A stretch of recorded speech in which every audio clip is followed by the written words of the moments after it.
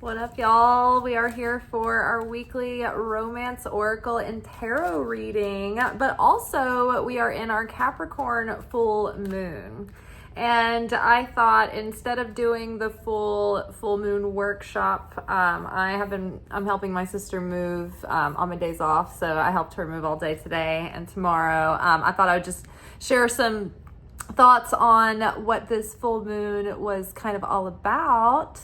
So yeah, it was sweltering hot today. The humidity was the worst it's been so far.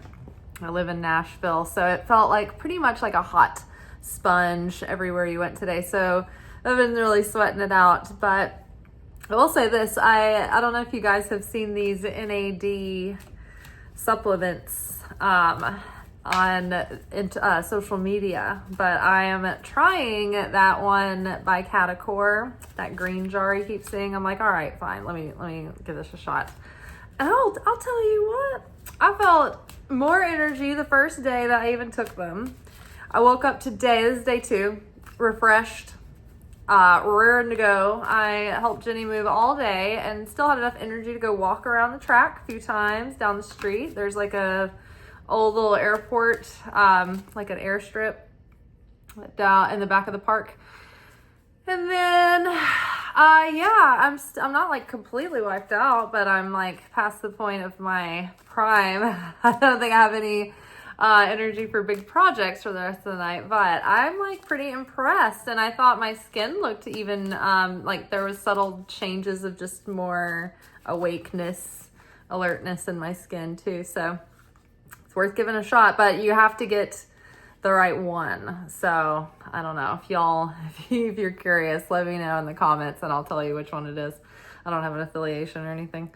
All right, so before we take this card, let's talk about the Capricorn full moon for a second. And forgive me, I'm going to be scratching because I was just chewed up by mosquitoes when I was watering my garden. So I am like, they really, really feasted. So the Capricorn full moon. Capricorn is a cardinal energy, so it is an energy that's great for starting new cycles. It's a catalytic energy, and it's also an earth sign. So it's like almost like a physical catalyst of getting something new started, taking physical action, getting things put into motion, having a methodical plan, and having discipline and consistency and dependability to continuously take steps to move forward.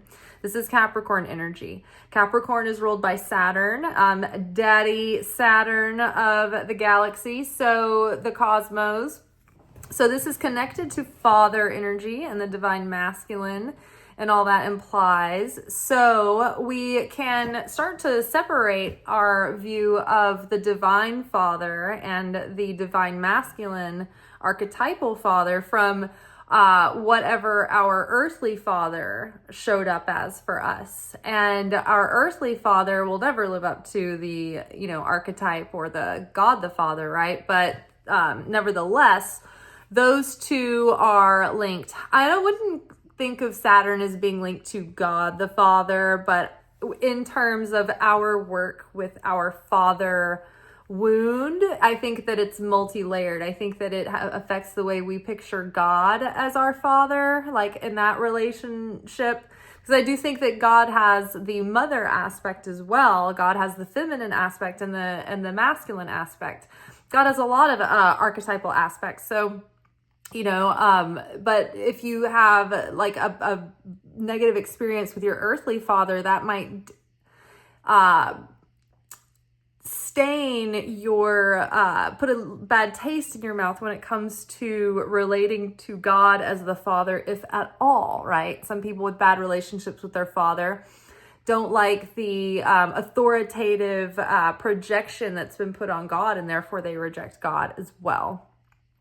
And so then there is the father archetype, right? That would be the highest expression of father incarnate in the material, in the physical. So, what would that be in terms of the relationship when we have, when we heal each parts of those, right? Like how we view fatherhood, the divine masculine. And we can separate that, compartmentalize it from how we feel about our own experience with our own father, customer review, and then how we feel about God the Father, right? And so we need to like reconcile those aspects within ourselves. The father wound, or the relationship with our father, really affects how we show up in the world and in our life. The divine masculine is the outer expression of the personality. So it's the actions that we're willing to take. It's the actions we take in the world, how we show up on the outer, right? It's the willpower, the drive, whereas the feminine is the internal realm. It's the intuition, it's the emotions, it's the desire.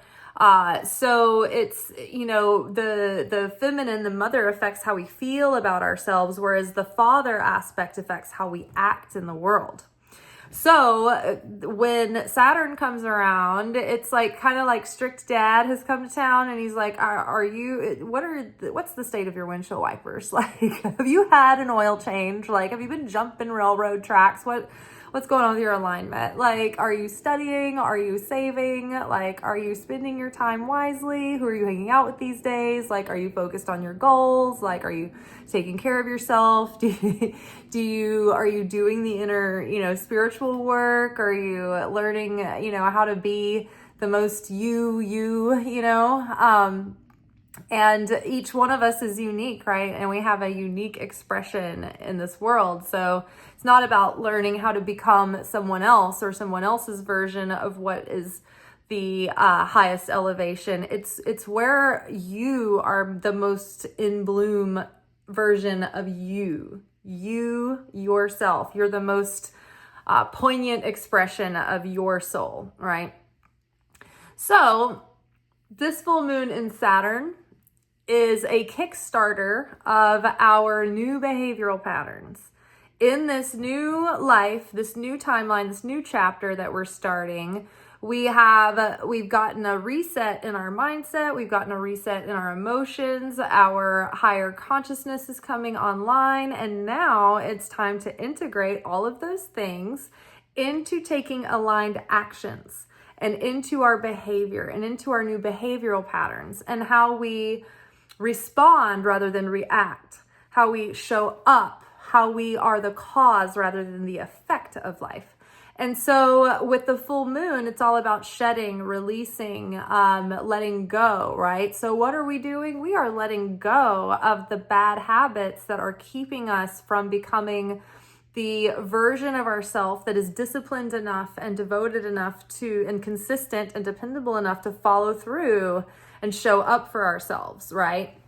Because not only is this about doing and sticking with a routine and being disciplined, it's also about being dependable to ourselves and showing up for ourselves and being consistent and honoring our promises.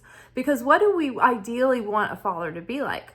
We want a father to be a secure and sturdy, grounding influence in our life. We want our father to be dependable. We want our father to be steadfast and to show up and be strong and be someone we can depend on and rely on, right? And someone who follows through on what they say they're going to do.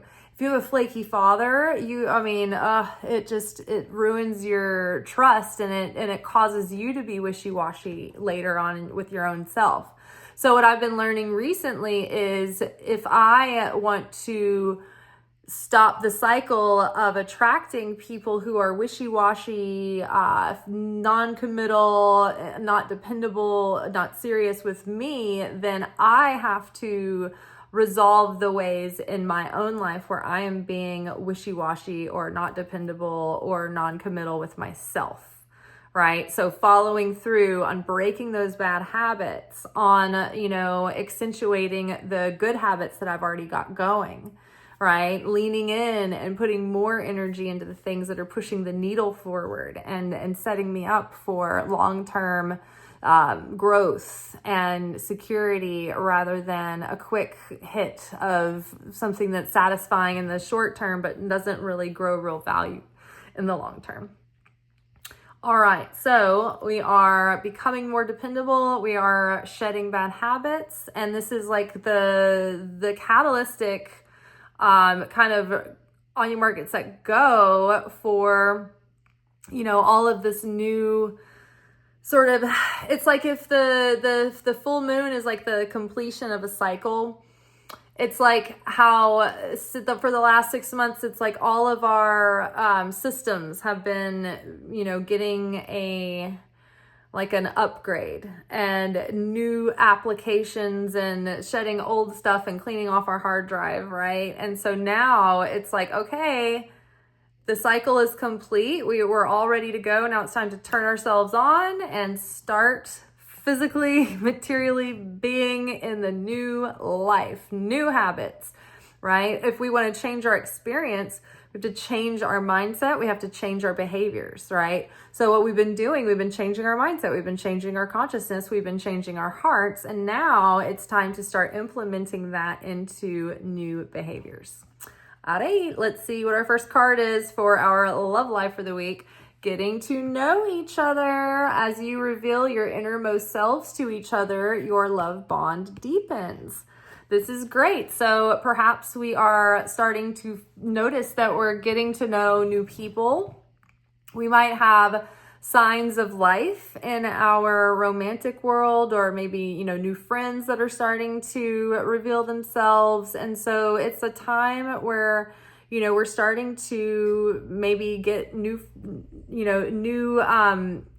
feelings of like love, whether it be romance or friendship around us. It's just enhanced, like great, like better familial relationships, like new social energy. And so it's good to take time, like really getting to know people and enjoy that, and not rush through it or gloss over it and assume that you know people, right? But yeah, this is a good phase where you start building slowly, like intimacy and trust with others, where you get to know them a little bit at a time, and you let them get to know you a little bit at a time. But yeah, this is very good. Love that.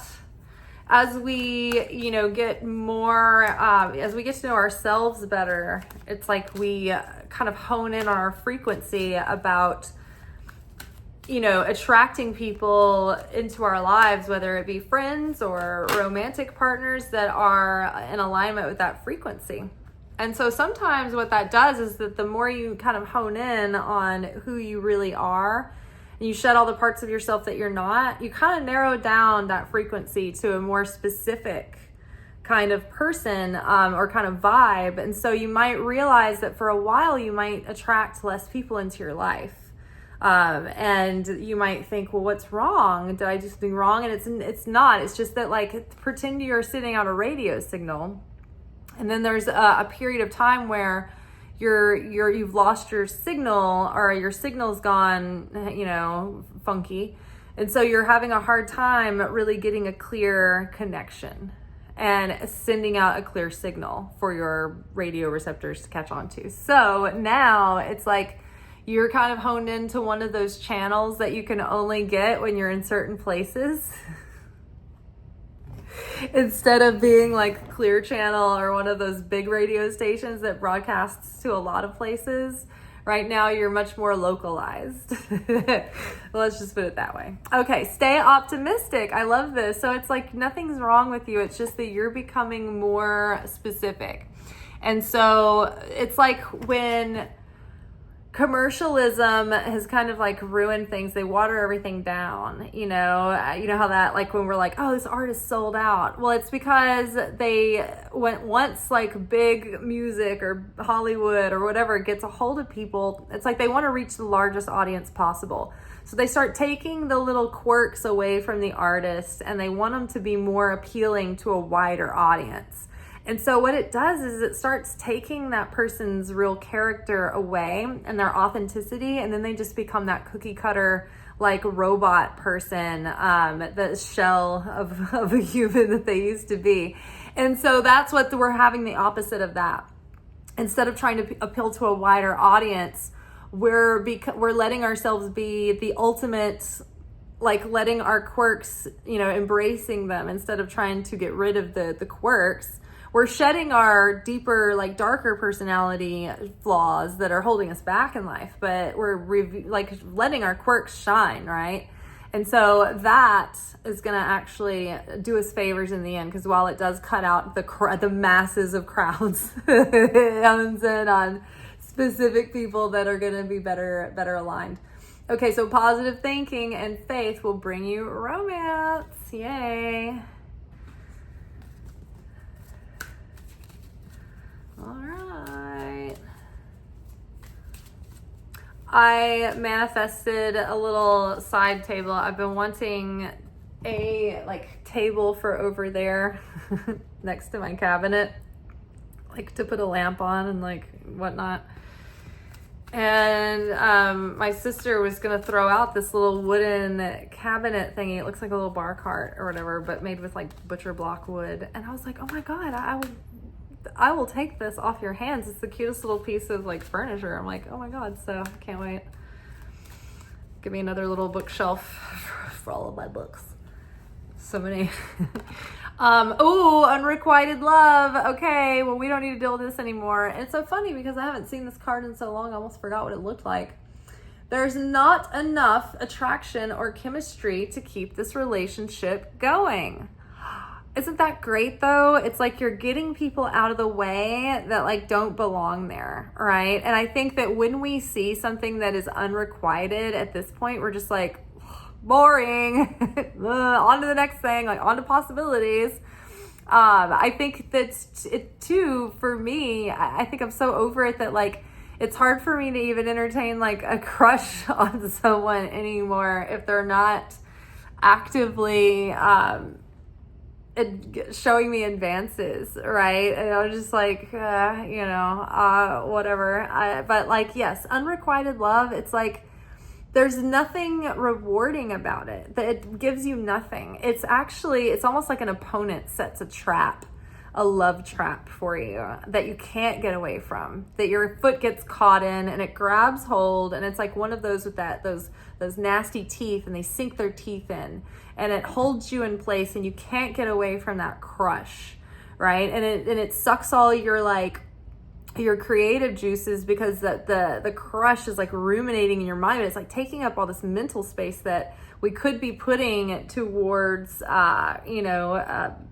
learning more things or creating more things or enjoying more things, but instead it's like we're just kind of like idealizing a person that is not showing any interest in us, or it doesn't have enough interest and is not serious, right? Like maybe there's somebody that you're kind of seeing and you're like, I don't know, they kind of seem like they might be a F-boy or whatever, you know what I'm talking about. I don't know if they're really, into it. Maybe, I don't know if I'm picking up on the right vibes. Like maybe you're onto something. Maybe it's not a lasting thing. All right. And we want to keep those out of the way because the real lasting thing, I think, is getting closer. Oh, let go of control issues. So it's like you can't control when it happens. But what we can control is not settling for less than what we deserve. And unrequited is not even on the scale of what we deserve. It's not even less. It's just we're not even counting it as anything. So let go of control issues. Allow the situation to unfold naturally. So what I read here is that if you don't have, let's say, any romantic prospects at the moment, you might feel like this sense of urgency, like, oh gosh, I'm running out of time. Or you might feel a sense that like something is like, oh, something's missing, or I feel lonely, or they're like, I want someone here, making me feel good. Then you're coming from lack. And so then you're opening yourself up to like being vulnerable to the wrong kind of character coming in, like one of those bad pattern people again. Because they're sensing that you're like, you need something. Whereas it's difficult, I think, to attract a very securely attached partner, because in order to do that, you have to maintain a sense of really not like feeling whole and not needing anything else to complete you. You know, not to say that you don't have moments of feeling a little lonely or isolated, but it's like in those moments, that's not a good moment to go reaching out to try to connect with someone or get attention. When you do want to reach out to connect with people is when you feel good and you're on top of the world and you feel like full of yourself and you're, you know, feeling frisky and moxie, but not when you're feeling low, because when you're feeling low, you're vibrating lower and you're not going to attract someone that's on a higher vibration. So it's going to bring chaos, because whenever we take action from a place of need or scarcity or fear, that is a reactive effect consciousness action, which then opens us up for chaos. It's like got chaos attached to it. All right, let's grab a little bit more clarity on getting to know each other. It's this one. Ooh, rebuild. So Tower card, you know, false security crumbling, right? Illusions coming out. Maybe you have in the past gone too fast with people and, you know, they gave you this false sense of who they were, or you were going on a false sense of security because you were riding the high of the attraction, but you didn't know the real things to look for to realize if the person had long-term interest or long-term intention, if there was long-term compatibility there. And so there might have been things that, you know, fell through and you didn't see things about people because you rushed in. And so then it's like you found out character aspects later, or maybe that there wasn't enough attraction, right? Because they didn't have to earn you over a period of time. And so once the cortisol or whatever the excitement hormone was that wore off, they're just like, oh, well, I guess this isn't the right thing, you know? So it's like, then you have a hard time trusting people. Then you have a hard time trusting yourself. You've been disillusioned. But now it's like we see through the smoke and mirrors and we realize, oh, okay, I just need to practice a little bit of emotional sobriety and awareness and not get carried away. You know, when you don't know, you don't know. But when you know, you know. And so it helps. And so instead of going back again through another cycle of what's going to keep you in a state of constant insecurity where you can't build on a solid foundation, instead, you're going to take your time getting to know people and let them reveal themselves to you over time. You want to make sure you have compatible values. Stay optimistic. We've got crown chakra that came out with the Tower card, which makes sense because that's the card of divine inspiration. The crown chakra is here. This is where you receive the light. This is where the light, you know, makes its first contact.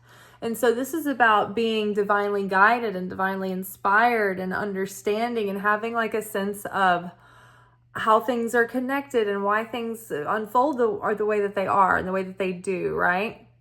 You know, a lot of my Kabbalah teachers talk about prophecy, and it's not always about predicting some future event, but sometimes it's just about seeing how the pieces connect and seeing how things are interrelated and how one thing leads to another. And so, yes, divine guidance, staying optimistic, right? Believing that you and the divine, the creator, God, are one. And in that oneness and completion, then it's safe for someone to come in because you're complete. You have your completion in your relationship with God. And that means that nobody can come in and like own you. They can't come in and like own your entire consciousness and be, you know, your whole entire world. And you don't put them on a pedestal anymore because that pedestal is taken and it's for only one thing and one thing only. Right? And so you feel secure because you're like, okay, no matter what happens, if if this all blows up in my face, I've got like God's on my side and I can rebuild and recover and do it again if I need to. So it's like, it's not life or death, right? You're not feeling that edginess that you maybe did in the past when you maybe had more of an anxious attachment style or even avoidant.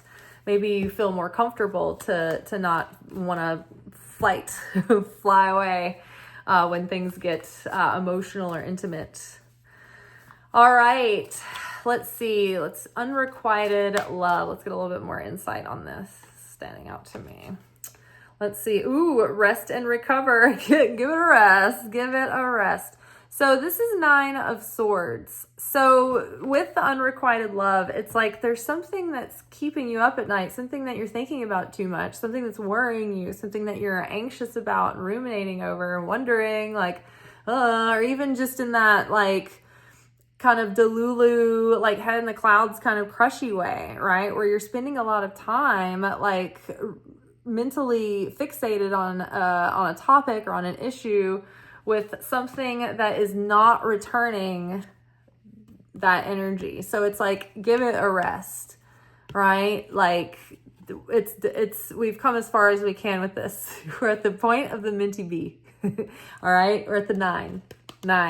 The next card over is 10, ruinous endings. So it's like, you're right on the edge here, right on the edge. So just give it a rest. Let yourself settle and disconnect from that, or in really any of those back burner sort of things that are just taking up your energy and your space.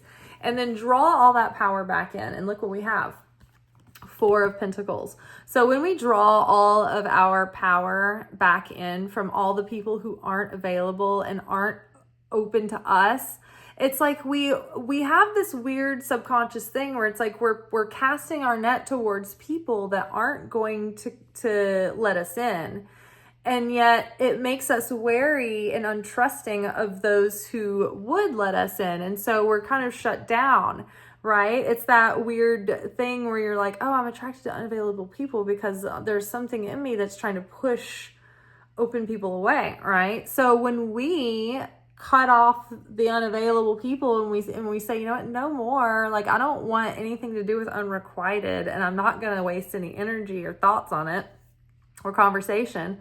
I'm going to trust that I am going to save my heart and my feelings for the right person who's showing me the right signs that they're interested as well. And so that gives you the trust your heart has, like can like take a sigh of relief, relax a little bit, and open up. It looks like the female reproductive system too. It's like, open up. You open up. Okay. Well, let's see. Open up was, let go of control issues, right? So let go of control issues. You know, if we want to control everything, we can't be vulnerable and we can't let someone really see us, you know? So let go, let your guard down. Use discretion about that, because I think that people hear the popular talk about being vulnerable, open up, let your guard down, and then they're like on the internet like making posts like talking about the most vulnerable like stories in their life, and you're like but they're not doing it from like a healed way of people like using their testimony and their story to like make a point. It's like they haven't processed it. They don't own it yet. They're like just upset, like telling all their business, or like it's like people who tell too much too early on in the first couple of dates. They're like airing out all their family history and everything. Like that's too much too soon, right? So don't open up that fast. Open slowly. Unfold, bloom, bloom. All right, you all, that is all for tonight. We'll be back together tomorrow for our weekly reflection message.